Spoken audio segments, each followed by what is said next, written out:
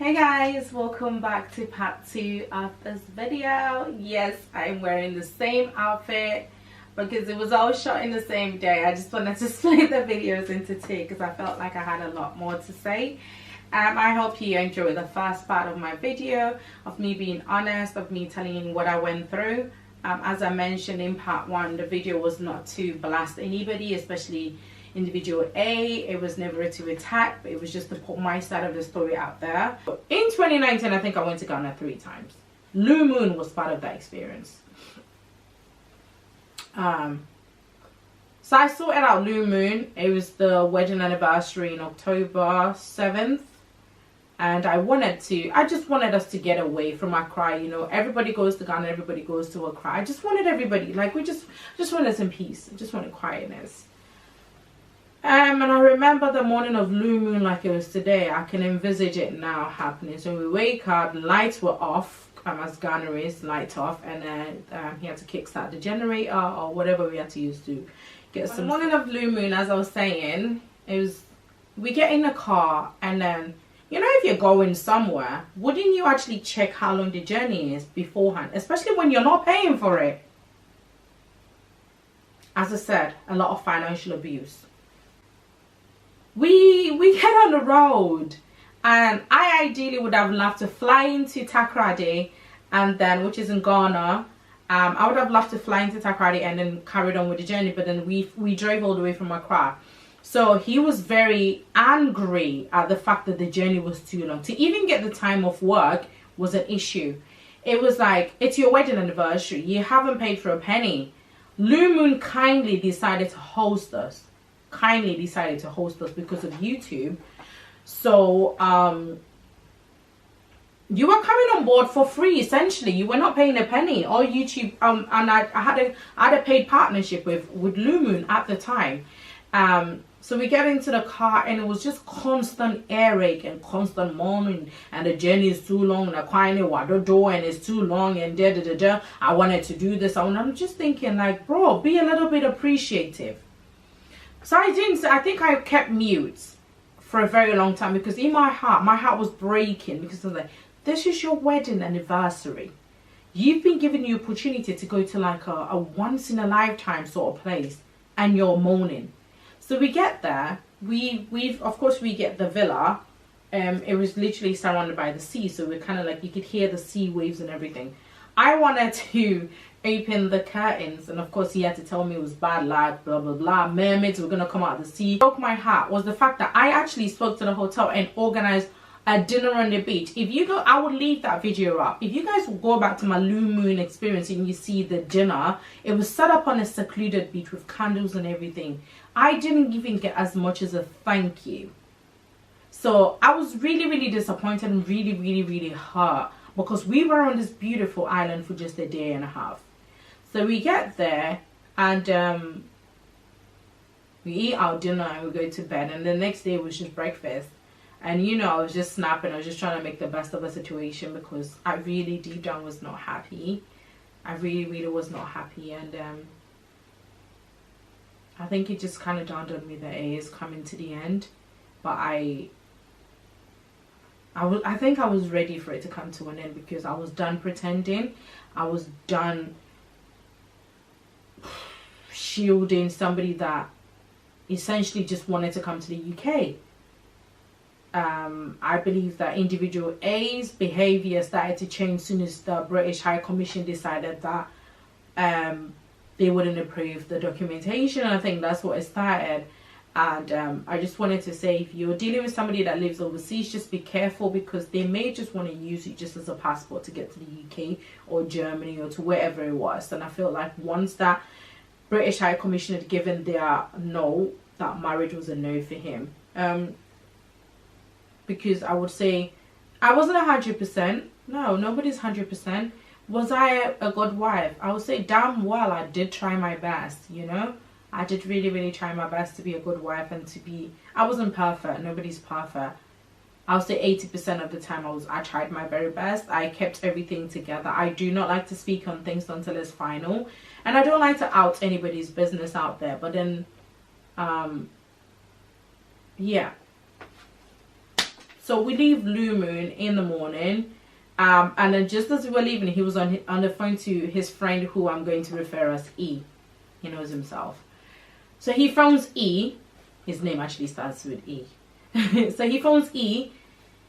And E's girlfriend lives abroad. So individual A was telling E to bring his girlfriend. Then he was like, oh, Charlie, this place they be, you know. Like, I'll show you guys. So this is him on FaceTime. Charlie, E, this place they be, you know, you for bring wifey here, blah, blah, blah. And I was just stood there and I was just like, so you do like the place. So you think the place they be.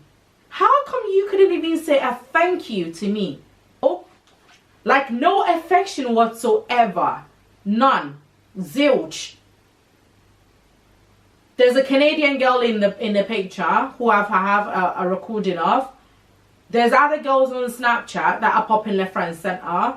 There's dealings that he has on his WhatsApp, which I don't want to talk about because I don't want to land him in trouble, but he knows what it is. That's why he has 2 phones.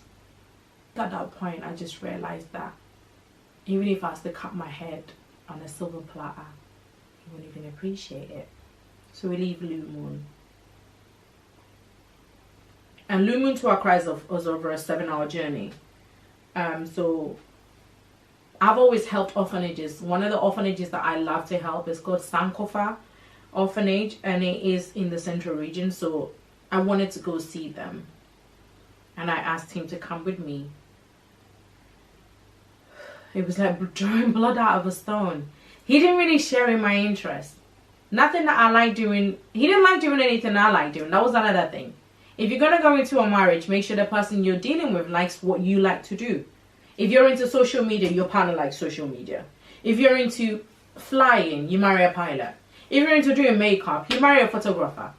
Just, you've got to have the same interest. And we didn't. I love to do orphanage, like charity stuff. And he really didn't care for the children. We got there and it was all over his face. I know this video is coming to an end. And I'd just like to get into what broke the marriage. So I've told you everything.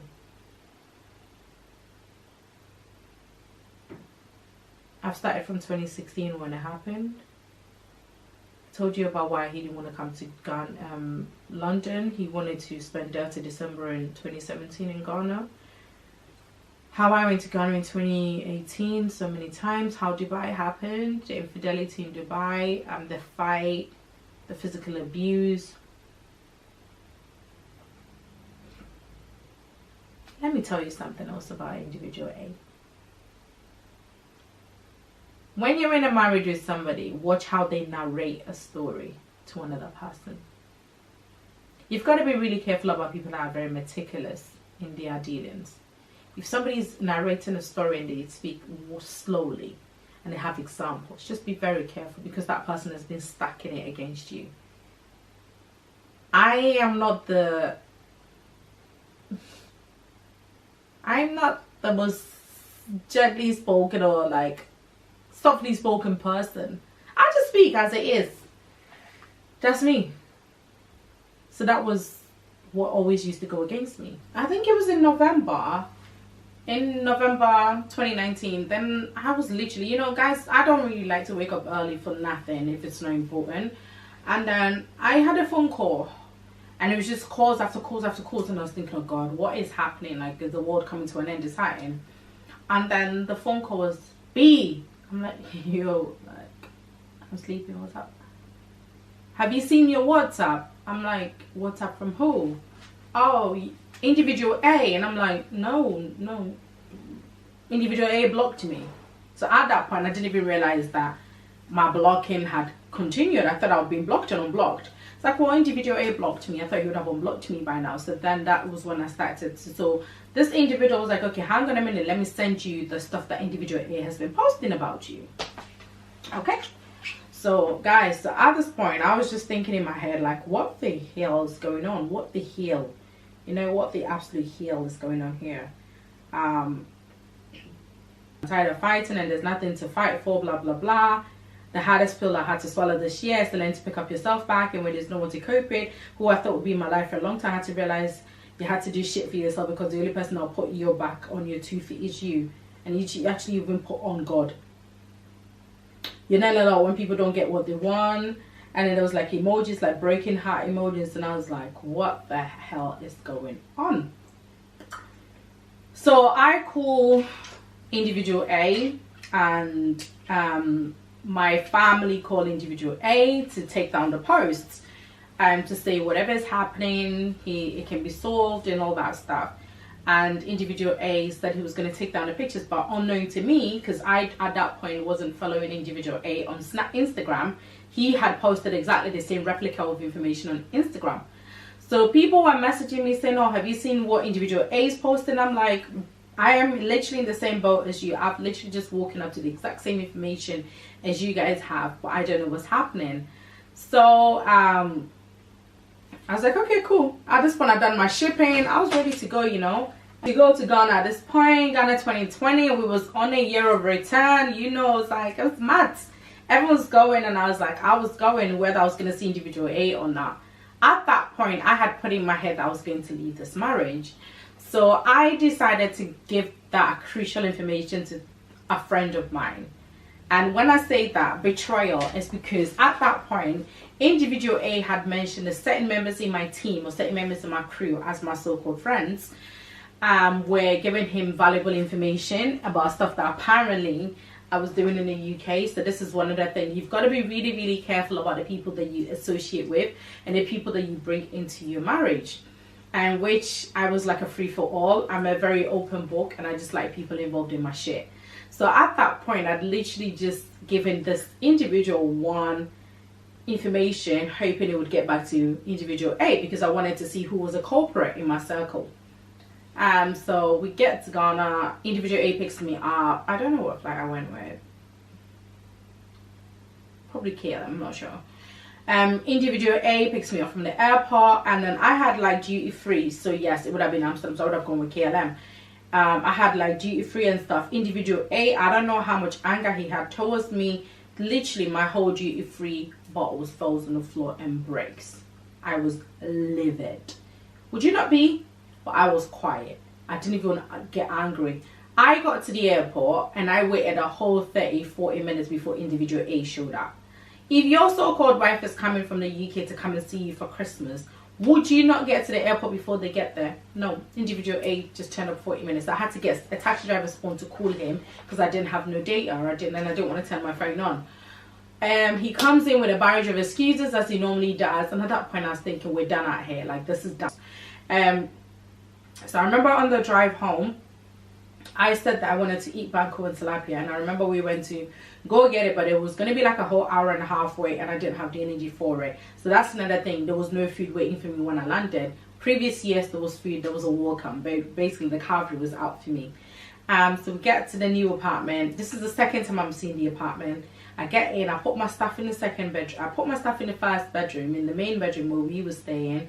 And then he said to me, oh hey, this is the 19th of December, I think, or the 21st, one of them two. And then he says to me, hey, and then he has a phone call, and then the person says, oh, is she in here? I wasn't even referenced by my name. Is she in here? And then he goes, yeah. And he goes, okay, are you coming out now? And he goes, yeah. Then he says to me, okay, cool, I'm going out, I'll be back soon. So in mind, I just got here, I have no data, no one even knows I'm here. And then when it was like 7 p.m, I tried to ring him, reach out to him, and I said to him, like, where are you? And he goes, oh, I'm out. And I could hear like girls and like stuff in the background. I was thinking, you are just disrespectful. Like, I've just come all the way here and you really are not going to have my time. You really are not going to have my time. So I sit there, and then he goes, oh, I'm going to come home soon. And he never did. Then the lights went off. So then I rang a family member of mine and I said, Mama, I've been here A, B, C, and Z. This is what's happened. And then the person said, well, call him and tell him that he needs to top up the electric. So I ring him, or I text him. And I said, the electric has gone off. Are you able to come and sort it? And he said, okay, cool. He can top it up electronically. When he said he was going to top it up electronically, it just gave me an indication that individual A was not coming home anytime soon, and it was a Friday night. So I reached out to my friend. I was like, okay, we can go Bloom. I was like, I'm not about to sit here by myself. And to be honest, I was feeling some really bad vibes in the house. So I rang my baby and she goes, oh, I'm at my apartment, blah, blah, blah. And she was already supposed to be staying with us, me and individual A, because individual A also knew her.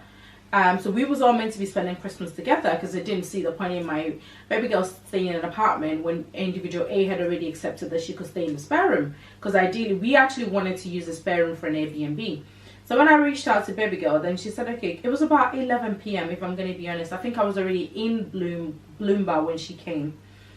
And then we got home. So at that point, when I was leaving the house, I had phoned individual A so many times he wasn't answering.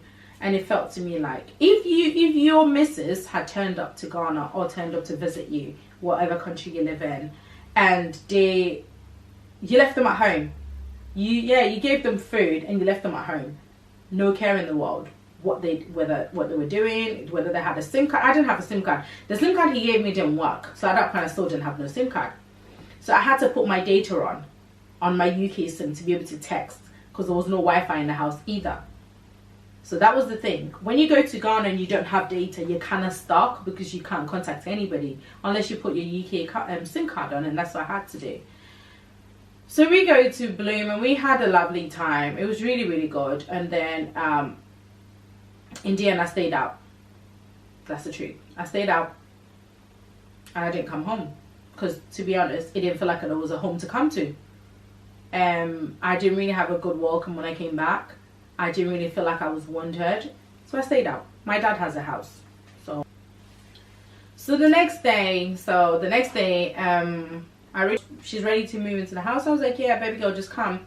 So I said we'll meet together at the house, at the apartment, individual A's house. So we get to individual A's house, and he was stood on a balcony. This was the joke. He was stood on a balcony, and then he saw us, and then he went and locked the door, which for me is like the first sign of wanton violence.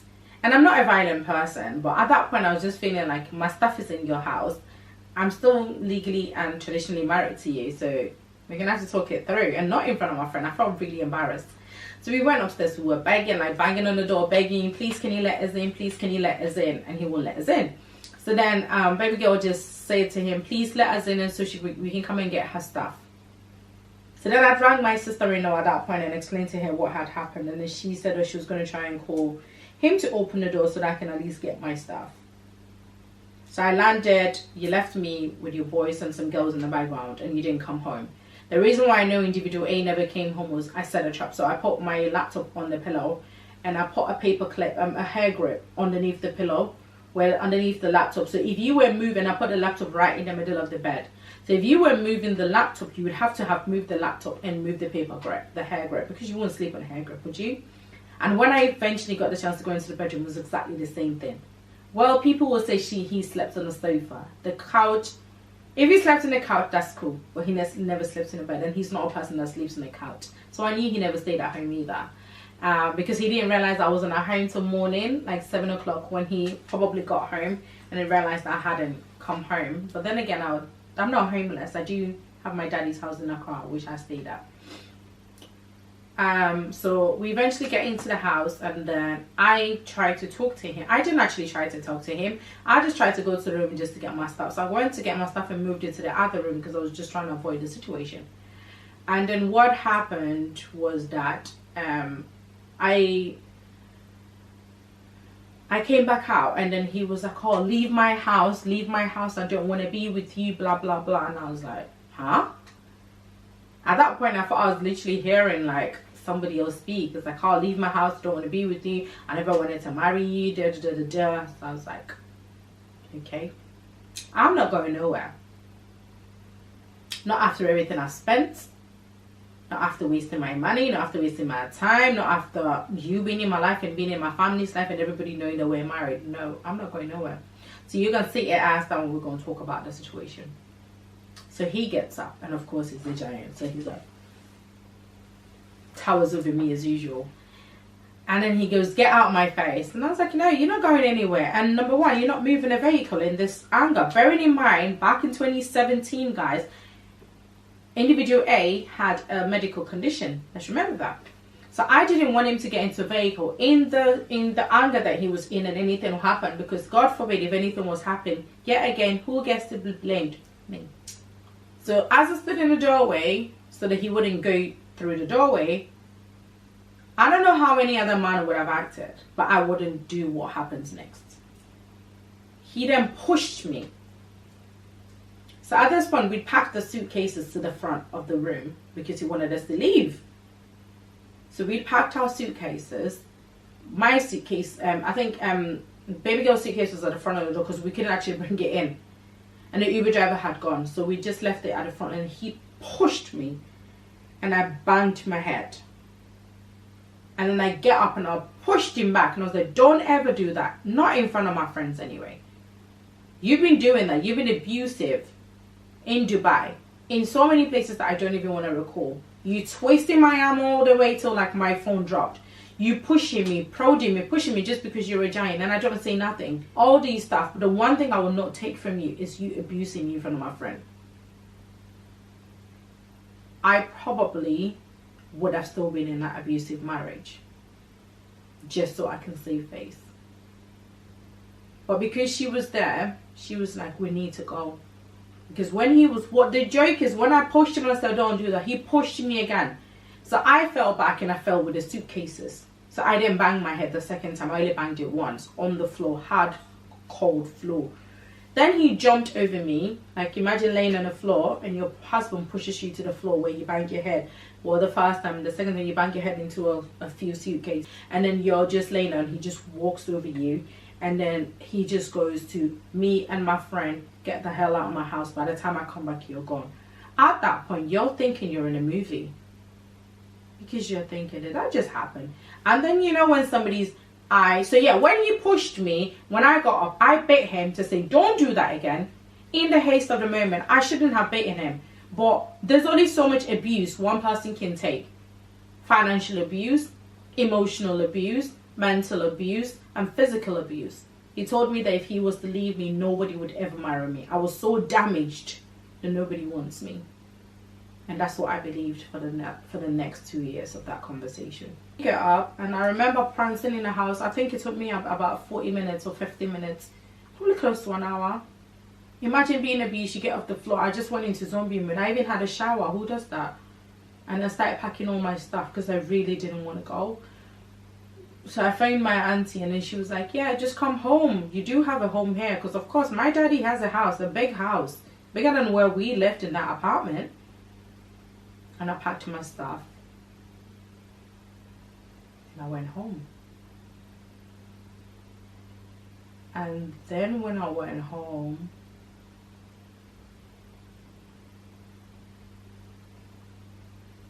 it just broke. Something in me just broke. I had never felt that much pain. It was almost as if, you know, someone had stabbed me and then twisted the knife to the point where I can actually hear the blade break. To a point where I'd cry and I would just literally, that was how I was for days. God, I won't eat, I won't drink, I won't do anything. And I was calling and calling. You know, sometimes you just gotta give people a break. I was just calling and calling. I just couldn't believe that happened. Here I am in my daddy's house. No husband, no children. Kind of felt like back to square one. I was so ashamed. You know, I just felt like I had failed. God, I couldn't even keep my relationship or my marriage. How was I going to get back to the UK? My God, the Ghanaian community were going to finish me.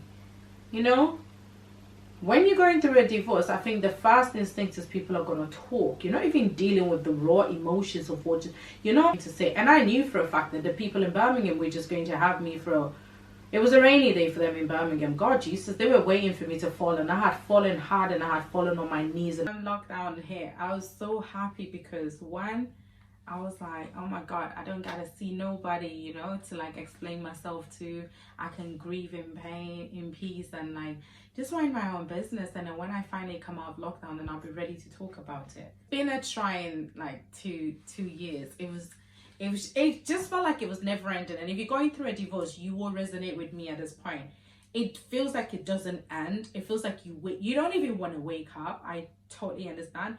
You don't want to wake up. You don't want to eat. You don't want to see anybody. You kind of fall into a depressive state of mind. And I think for me, being African didn't help.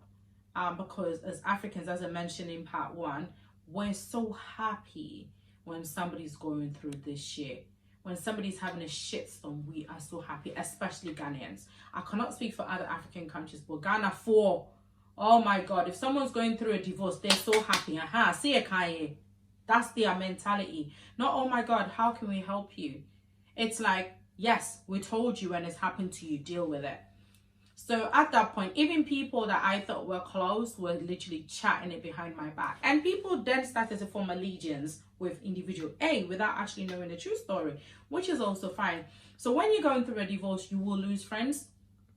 You will lose friends that you both had together will take the other person's side, be it the man's side or be it the woman's side. It doesn't matter who's right or wrong. Some people just follow both sides without even knowing what's going on, which is fine. So if you're going to go through a divorce or you're starting to go through a divorce, then please be warned that you will lose friends. The people that you think that are there for you will not be there for you. But you know who's going to be there for you 24/7? God. That's how I went through my divorce. That's how I became stronger. That's how I listened to TD Jakes. I listened to Sarah Jakes. I had to resonate with somebody that had been through it. I listened to Sarah Jakes only because I will link her preaching below. And she's a motivational speaker. So if you're not a Christian or if you don't believe in God and all the good stuff, then you can always listen to her just to ginger your spirit up. But then she had a particular statement that said everything must go. So all your pain must go, all your trials, everything must go. I literally had to break down and accept that this was my decision. This was my reality. When you're going through a divorce, acceptance is key. I tried to commit suicide in Ghana. It didn't work because God had a bigger purpose for me. I went to see several men of God, because I was so desperate for an answer. I was desperate for an answer that would say, yes, your marriage is going to work and your husband's going to come back to you. But no. Then I did say to God, give me clarity. And I think that was a prayer that if anybody's going through a divorce, I would encourage you to pray. Say to God to ask, give you clarity. You need clarity because it is a shitstorm you're about to enter. If you haven't started a divorce, if you're in the midst of it, you will definitely understand where I'm coming from. It is a shitstorm. It's a wave of emotions. My God, no days are the same. There was days where I stayed in bed. There was days I didn't shower for 3 days. There was days I didn't brush my teeth. I wouldn't even come out of my house because I just had no zeal to speak to anybody. And if you're not careful, you will wallow in self-pity and you just throw yourself down into this pit that you may never come out of. Surround yourself with good friends and be prayerful. There were times that I used to pray to God. I would like to name this part 2, Divorce and God, because that is my message. I know that divorce is the one thing that God doesn't like, but God also gives you the strength to go through the divorce. When I went to see Archbishop Duncan Williams in Action Chapel, it is on the Sphinx Road in Accra, Ghana, it said that if you wanted to sow a seed, it was called Hour of Jericho.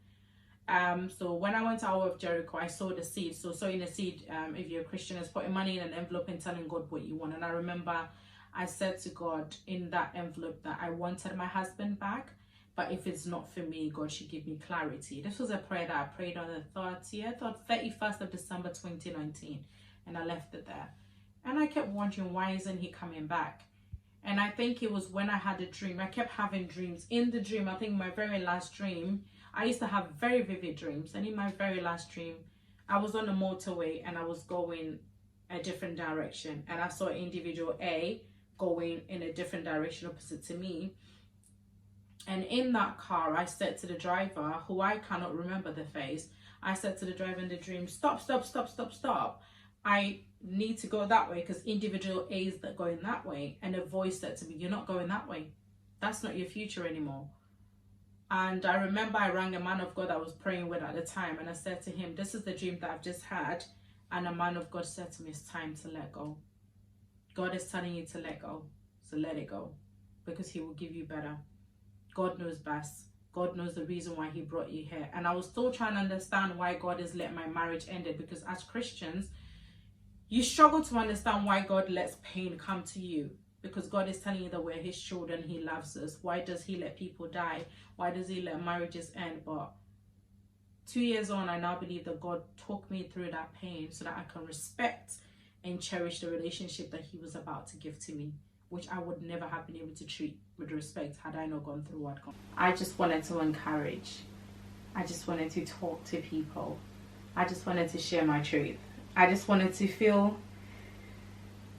talk to people the way that I know, which is through a camera. If this video comes out, it'd be very brave of me. Grieving. You have to mourn the end of a relationship. So I've told you guys how we met, how the problem started, how individual A asked for a divorce via social media. I didn't even get the respect to be told face to face. I found out on social media I was getting divorced. I told you about the girls and the money stuff and everything else that came with it, the infidelity and all that crap that came with it. And I've now told you how I'm dealing with it. So at this point, guys, I'd like to let you guys know that I hadn't been served any divorce notice at this point. So I was still technically married, okay? So when the rumor mill was going off in Birmingham saying I was divorced, I was actually still in a marriage. I wasn't divorced yet. Traditionally, I was still married. And legally, I was still married. And then I decided to just get on with my life and do some training courses and be better on my job, because the one thing that individual A said to me was, you're never going to be good enough for anybody else. And if somebody's told you this whilst your ex-husband was leaving you or your ex-wife was leaving you, because I like to point out that it's not just women that hurt in a divorce, men do hurt too. There is a lot of men that are going through divorces that are, they didn't do anything wrong. They feel like they didn't do anything wrong. They feel like they've given it all their best and they're still going through the pain. But the black mentality doesn't allow a man to grieve the same way that we do. And if relationships are to break down, we automatically assume that the men were in the wrong. But I do stand with my brothers that are going through divorces. I just want to encourage you to say that it will get better.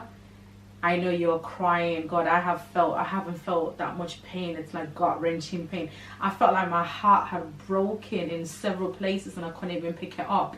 I didn't even know who I was anymore. I couldn't remember my name. You know, I was in the gutter. I was literally in the gutter. I had to be picked up and like pulled back. Do you know, like when an egg breaks and it's just all over the place, or a toy breaks, then you have to like, if you can stitch a toy together, that was me literally patched up everywhere. But here I am, 2 years later, smiling and telling my story like it wasn't even my story. And I think it got to a point that one of my closest friends, Harry, he said to me, Benel, you're healed. I said, how? And he goes, you're telling a story as if it's somebody else's story. And I said, yeah, I think I am healed. I think God knew what he was doing with me. I would cry, I would pray. God, guys, I will pray to the point where it was a fight between me and God. I would be so angry at God and I'll be like, you said you're not going to bring me to harm. What is this? You said you'll not leave me until the plans that you have for me has come to fulfillment. Why have you left me? And God was always like, I haven't left you. I am with you. And now I know God was with me. God knew what was good for my soul. God knew. God always knows. If you've been in a situation where you feel like God has left you, he never leaves us. Just always remember that in an exams room, the invigilator or the teachers are quiet. They just want you to do your best. And once you finish the exams and they speak to you, they never speak till you're done. That's how God was. In the midst of my trial, he was quiet because he'd given me all the tools to try and get through it. So gather friends, speak to your friends. I know you don't want to speak, but a time will come you will want to talk. When you're ready to open up, speak about it. Try not to speak negatively of the other person if it will help, because then you will come across as bitter, and nobody wants a bitter Betty. No, nobody wants a Debbie Downer. I can't harp on God as much as I can now. It's just, I prayed. There were days where I didn't pray. There were days where I lost my faith. I'm not going to lie. I'm not going to sit here and say I prayed all the way through. No, I didn't. I lost my faith. There were some days I didn't even believe God was real. I didn't, because I'm a human being. And I went through it. I have been through it. I would go to a party and someone would be talking about me and my divorce, and they didn't even know it was me they were talking about. And then I went back to Ghana. And I finally had the opportunity to sit face to face with individual A. And there was nothing. There was nothing there. I looked at him like he was just any other person. I didn't mind being friends with him. I just couldn't see myself being with him. Because at that point, God had given me somebody better. God took the little teddy bear out of my hand and gave me a massive teddy bear and said, here you go. This was what I was preparing for you. And at that point, when I finally set eyes on individual A for the first time in about nearly, a year and a bit, I was just grateful to God. I said to God, God, I thank you. Because looking at how messed up he looked, I knew for a fact that God had taken me from a different league. Even if I wasn't with another man, God had taken me from a pain of sorrow to a pain of a life of fulfillment. And I knew then I was never going to make certain mistakes that I made in 2017 again. But nothing was to prepare me for what was coming next. I thought I was strong. Till I got my divorce papers. It is a different type of pain, people. It is a different type of hurt. Every single emotion comes rushing back. Literally, boom, boom, boom, boom, boom. It's like a gas explosion in your brain. I was being threatened with divorce for over a year, and I wanted it over and done with, because at that point I was with somebody else and I just wanted to move on. And I wanted to do things properly. I wanted to love on this new man like never before. I wanted to do what God wanted. I wanted to listen to what God wanted me to do, because for the first time I was actually walking in the direction of God. So they brought me my divorce papers. And I'm grateful to my friend who said to me, I'm going to stay with you till you sign these papers, because you're gonna need a shoulder to cry on. I really felt. But I signed the divorce papers, and after that I'm so grateful. As I mentioned, my friend literally gave me the fattiest hug. And I think once you're going through something like that, you do need friends around you that would understand. Even though they've never been through it, they can understand that you do need a hug. And I did. I got a hug, and I think I went and met my friends in the evening as well at Bistro 22. And we had a chat. And for me, that was it. I was ready to come back to the UK. I was ready to come and love on my new man, because Daddy was waiting at home for me. Yeah, and it was the beginning of a new chapter. Even though I had dealt with it then, I was just ready to legalize it and just come home again. I wasn't looking to get married again. No, it wasn't on my radar. When I signed my divorce papers to individual A, married was 2 years. I've kept this with me. Not even hinted on social media. It was only when I posted my new marriage that people started saying, oh, I thought you were already married. Oh, what happened to the old husband? And I just thought, you know what, I'm just gonna put this video out together, answer all your queries, and then be done with it. I'm not bitter. If you are going through a similar situation as I am, if you're contemplating it, if you're at the verge, if you're at the end or the beginning of your divorce, let me know. I will put my Instagram socials and my Snapchat if you want to reach out to me for a chat or anything. I'm always available because I have been through it. I have to leave you with a word or two to say, don't forget God in all your trials. If you're going through a divorce, please reach out to God, read your Bible. Don't talk about it to a lot of people. Have a few selected few, because don't forget, people just want to know your business so they can gossip with it.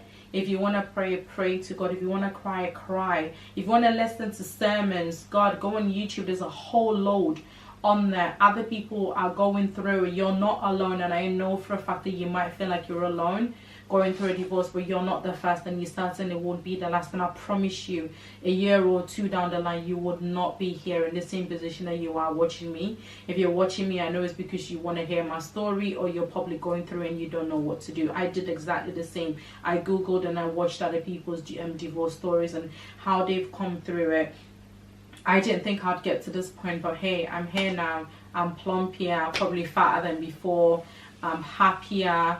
And a lot of people, my closest, my nearest and dearest, can tell that I'm a lot more happier than I was previously. Would I ever speak to individual A again? Never. Do I hate individual A? I actually don't. I actually don't care for him as much. I don't have any, I'm indifferent towards him as a person. Do I regret my marriage to him? No. A lot of people have asked me that question. No, I do not regret. I do not regret being stupid. I do not regret being naive. I just wish that I didn't rush into that marriage and I had taken my time and didn't let the society or pressures of society get to me. If I ever sought him out, would I speak to him? No. I probably do what I do best because I've seen him on numerous occasions and I've just acted like he didn't exist. I think it's probably for the best. But if he reached out to me and said hello, I'll be polite and say hello back. But yeah, this is my truth, and I hope I have been as honest as you guys wanted me to be. I do have a few light-hearted videos coming next. Well, I'm excited for the journey ahead. I'm excited that I get to listen to God. I'm excited that for the first time in my life I'm able to do what God wants me to do and go on the right direction that He wants me to go on. And I'm excited to be a better woman overall. But yeah, I don't want to bore you guys anymore. I love you guys. Thank you for staying tuned since 2017. Thank you for still supporting, even though I hardly put any videos out. But I think I've got my mojo back now, so I should be putting out some more videos now. But yeah, if you're going through a chin up, head up, put some lipstick on. If you're a man, put a nice hat on, get yourself out to dinner, talk about it with your friends, or better still, you can reach out to me. But everything will be alright, I promise you. In a year or two, you will be smiling. You'll probably be thinking, what the hell was I crying for? It's all part of life. I love you guys and take care. God bless.